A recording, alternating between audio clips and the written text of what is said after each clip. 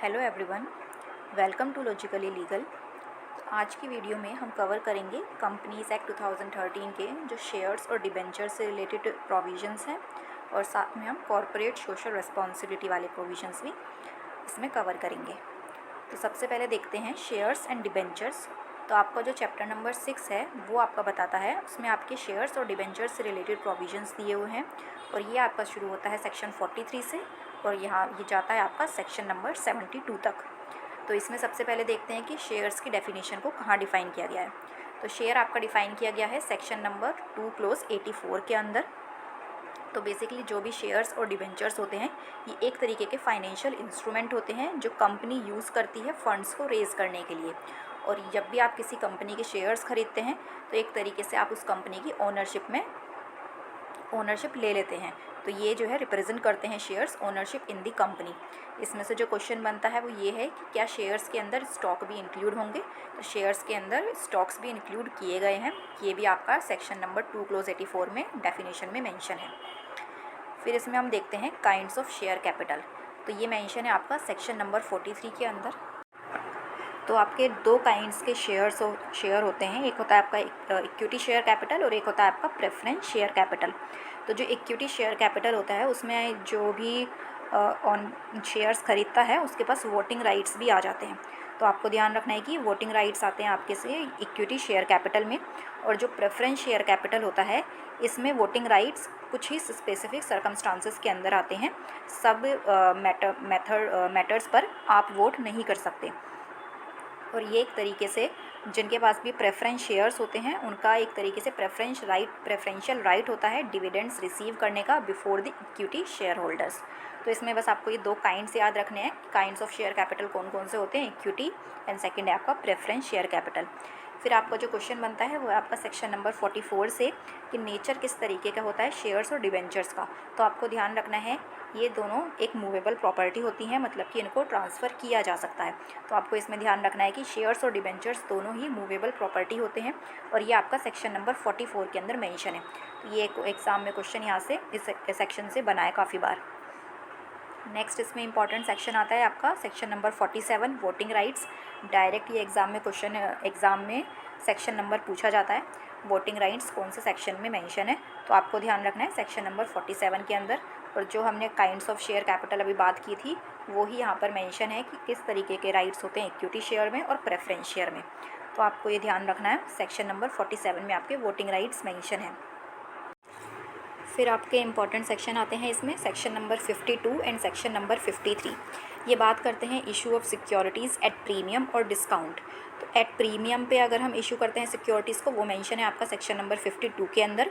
मतलब कि at premium का मतलब जो सिक्योरिटी की फेस वैल्यू है उसके अगर अबव उनको इशू किया जाता है तो उसे बोलते हैं प्रीमियम पर इशू करना, और ये आपका सेक्शन 52 के अंदर मेंशन है। और डिस्काउंट पर आपका मेंशन है सेक्शन 53 के अंदर। और नॉर्मली जो आप अपने शेयर्स को डिस्काउंट पे इशू नहीं कर सकते, ये अलाउड नहीं होता है, और अगर कर दिए तो वो वॉइड कंसीडर किया जाता है। लेकिन इसके दो एक्सेप्शंस हैं। पहला तो है कि अगर आप स्वीट इक्विटी शेयर्स को इशू कर रहे हैं सेक्शन 54 के अंदर, और सेकंड है जब कंपनी डेट लेती है और वो डेट को चुका नहीं पाती है टाइम से, तो फिर जो कंपनी का जो डेट है उसको शेयर्स की फॉर्म में कन्वर्ट कर दिया जाता है। तो जब ये आप सरफेसी एक्ट के अंदर ये पूरा प्रोसेस दिया हुआ है, तो आपको बस यहाँ पे ये ध्यान रखना है जब डेट को कन्वर्ट किया जाता है शेयर्स में एक स्कीम बना करके, रेजोल्यूशन प्लान बना करके, तो उसमें भी आप डिस्काउंट पे शेयर्स इशू कर सकते हैं। तो ये ही दो इसके एक्सेप्शंस हैं। एक्सेप्शंस ही पूछे जाते हैं इसमें से कि कौन कौन सी कंडीशंस में डिस्काउंट पर भी इशू किए जा सकते हैं शेयर्स। तो आपका मेंशन है सेक्शन 53 के अंदर, और आपको ये दोनों एक्सेप्शंस याद रखने हैं। अब बात करते हैं सेक्शन 54 की, जिसमें मेंशन है आपके स्वीट इक्विटी शेयर्स। तो स्वीट इक्विटी शेयर्स होते हैं जो कि उनकी फेस वैल्यू से डिस्काउंटेड पे शेयर्स इशू किए जाते हैं।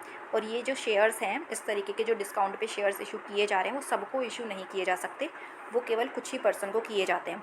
और वो कौन लोग होते हैं, जो कंपनी के डायरेक्टर्स और एम्प्लॉयज़ होते हैं।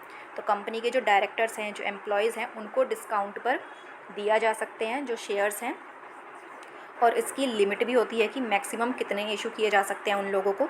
तो 15% ऑफ एग्जिस्टिंग पेड अप जो इक्विटी शेयर कैपिटल होता है एक साल के अंदर, उतना आप कर सकते हैं। और या फिर जो कि अगर उनकी वैल्यू 5 करोड़ है तो विच एवर इज़ हायर, या तो 15% होना चाहिए जो भी existing paid up equity share capital है, या फिर 5 करोड़, इन दोनों में से जो भी मैक्सिमम होगा उतना आप एक साल में इशू कर सकते हैं। और किसी भी कंडीशन में ये एक साल में 25% से ज़्यादा नहीं होना चाहिए। तो बस आपको एक ही लिमिट याद रखनी है। और इसमें आपको ये भी ध्यान रखना है इनकी इनका लॉक इन पीरियड भी होता है, जो कभी कभी पूछ लेते हैं। तो लॉक इन पीरियड इनका होता है 3 साल के लिए। तो 3 साल के लिए इशू किए जा सकते हैं स्वीट इक्विटी शेयर्स। ये भी आपका सेक्शन 54 में ही मेंशन है। तो यहाँ से आपका डायरेक्ट सेक्शन नंबर से क्वेश्चन बनता है कि कहाँ पर मेंशन है, सेक्शन नंबर 54 आपको ध्यान रखना है। देन आपका इसमें इंपॉर्टेंट सेक्शन आता है सेक्शन नंबर 55, जो बात करता है issue and redemption of preference share. तो अगर आपने किसी को प्रेफरेंस दे करके शेयर इशू किए हैं तो उसके लिए क्या प्रोविज़न है, ये आपका यहाँ पे मेंशन है। तो सबसे पहले तो कोई भी ऐसी कंपनी जो कि लिमिटेड बाय शेयर्स है वो इस तरीके के प्रेफरेंस शेयर इशू नहीं कर सकती जिनको वो रिडीम ना करा सके। मतलब कि कोई भी कंपनी लिमिटेड बाय शेयर्स है वो इशू नहीं कर सकती इररिडीमेबल प्रेफरेंस शेयर। और अगर उसने कर दिए हैं, कुछ स्पेसिफिक कंडीशंस में अलाउड होता है ये, अगर उसने कर दिए हैं तो उसका टाइम पीरियड यहाँ पे मेंशन है कि 20 ईयर्स से ज़्यादा के लिए वो नहीं कर सकते। तो विद इन 20 ईयर्स के अंदर अंदर वो सारे के सारे जो भी उसने शेयर्स इशू किए हैं वो रिडीम कराने ही पड़ेंगे। तो यहाँ पे ये आपको ध्यान रखना है। यहाँ से बेसिकली आपको ये सेक्शन नंबर ही इंपॉर्टेंट है कि ये कहाँ पर मेंशन है, तो आपको सेक्शन नंबर याद रखना है। फिर हम आते हैं डिबेंचर्स पर। तो डिबेंचर्स की आपको डेफिनेशन दी गई है सेक्शन नंबर 2 क्लोज 30 के अंदर। तो 2 क्लोज 30 के अंदर डिबेंचर्स के अंदर क्या क्या इंक्लूड है ये आपको ध्यान रखना है। तो डिबेंचर्स के अंदर आता है आपका डिबेंचर्स स्टॉक आता है, बॉन्ड्स आते हैं, और कोई भी अदर सिक्योरिटीज़ आती हैं कंपनी की, चाहे वो चार्ज की तरह हो या फिर चार्ज की तरह ना हो। और इसमें भी आपको ये ध्यान रखना है कि जो दोनों ही शेयर्स और डिबेंचर्स होते हैं ये कंपनी की लाइबिलिटी साइड पर शो होते हैं। तो शेयर और डिबेंचर्स दोनों ही कंपनी की लाइबिलिटी मानी जाती है, और इन दोनों को ही एक तरीके से कंपनी रेज़ करती है फंड्स को, कंपनी इशू करती है फंड्स को रेज़ करने के लिए। तो इसमें भी आपको इसका डेफिनेशन क्लोज ध्यान रखना है। देन जो डिबेंचर से रिलेटेड आपका सिर्फ एक ही इंपॉर्टेंट सेक्शन है, वो है आपका सेक्शन नंबर 71। और ये जो आपका सेक्शन नंबर 71 है इसमें टोटल 8 क्लोजेज़ है, और ये एग्ज़ाम में क्लोजेज़ वाइज ही पूछा जाता है। डायरेक्ट क्वेश्चन एग्जाम में पूछ लेते हैं कि 71 क्लोज 1 के अंदर क्या है, 71 क्लोज 2 के अंदर क्या है। तो यहाँ पे मैंने जो भी अभी तक क्लोजेज़ में से क्वेश्चंस आए हैं वो मैंने यहाँ पे मेंशन किया है। तो जैसे कि आपका 71 क्लोज 1 के अंदर मेंशन है कि जो कंपनी है वो डिबेंचर्स को इशू कर सकती है विद द ऑप्शन कि उनको कन्वर्ट करवाया जा सके शेयर्स में, चाहे वो कम्प्लीटली भी कर सकती है और पार्टली भी कर सकती है। तो आपको ध्यान रखना है कि ये 71 क्लोज 1 के अंदर मेंशन है। देन आपका 71 क्लोज 2 के अंदर मेंशन है कि कोई भी कंपनी डिबेंचर्स को इस तरीके से इशू नहीं कर सकती जिनके ऊपर कैरिंग जो कि वोटिंग राइट्स को कैरी कर रहे हों। तो ये आपका 71 क्लोज 2 के अंदर मेंशन है। देन थर्ड क्लोज के अंदर आपका मेंशन है कि सिक्योर डिबेंचर्स इशू किए जा सकते हैं कंपनी के द्वारा subject to certain terms and conditions. तो ये आपको ध्यान रखना है, थर्ड क्लोज के अंदर है।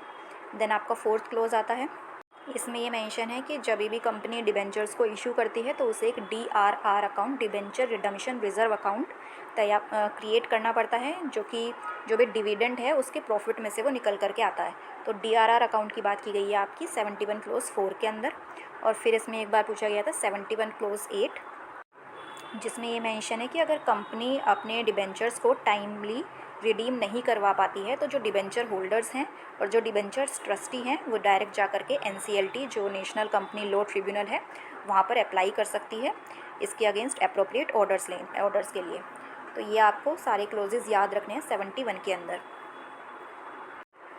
शेयर्स और डिबेंचर्स के बाद जो आपका नेक्स्ट इसमें इंपॉर्टेंट टॉपिक आता है वो है आपका कॉर्पोरेट सोशल रिस्पॉन्सिबिलिटी। तो इसमें आपको इसका चैप्टर याद रखना है कि चैप्टर 9 में इसका प्रोविज़न दे रखा है सेक्शन नंबर 135 के अंदर, और इसके लिए एक अलग से शेड्यूल भी है जो शेड्यूल नंबर 7, जिसके अंदर CSR कमेटी के फंक्शंस मेंशन है।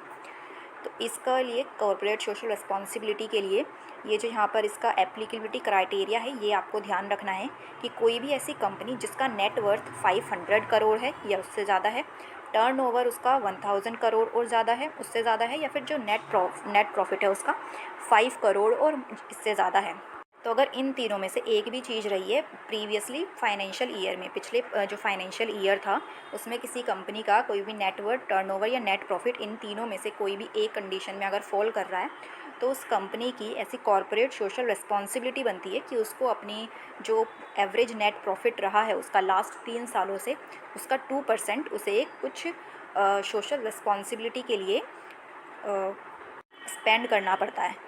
तो ये है आपकी कॉरपोरेट सोशल रिस्पॉन्सिबिलिटी। तो इसमें जो है आपकी कंडीशंस है तीनों, ये आपको ध्यान रखनी है। एग्जाम में क्वेश्चन यहाँ से मल्टीपल टाइम्स बन चुका है ऑलरेडी, तो आपको ये तीनों कंडीशंस याद रखनी है। देन उसके बाद इसके लिए एक CSR कमेटी भी बनती है, तो ये भी कंपनी को ही CSR कमेटी बनानी पड़ती है, और इस कमेटी का ये काम होता है कि ये डिसाइड करती है कि जो CSR का अमाउंट है जो अलग से रखा गया है उसको किन मतलब उनको किन सोशल कोज के लिए उसको स्पेंड करना है। तो ये CSR कमेटी के अंदर कम से कम 3 डायरेक्टर होंगे, और उसमें एक डायरेक्टर आपका इंडिपेंडेंट होना चाहिए। बट ये जो कंडीशन है इंडिपेंडेंट डायरेक्टर वाली, ये प्राइवेट कंपनी के लिए मैंडेटरी नहीं है। फिर वही है जो आपके फंक्शंस होंगे CSR कमेटी के, कि CSR पॉलिसी को फॉर्मुलेट करना और रिकमेंड करना, कितना अमाउंट एक्सपेंड किया जाना चाहिए CSR एक्टिविटीज़ पर, और जो भी CSR प्रोजेक्ट्स हैं उनके प्रोजेक्ट्स का इम्प्लीमेंटेशन ठीक से हो रहा है या नहीं उसको मॉनिटर करना।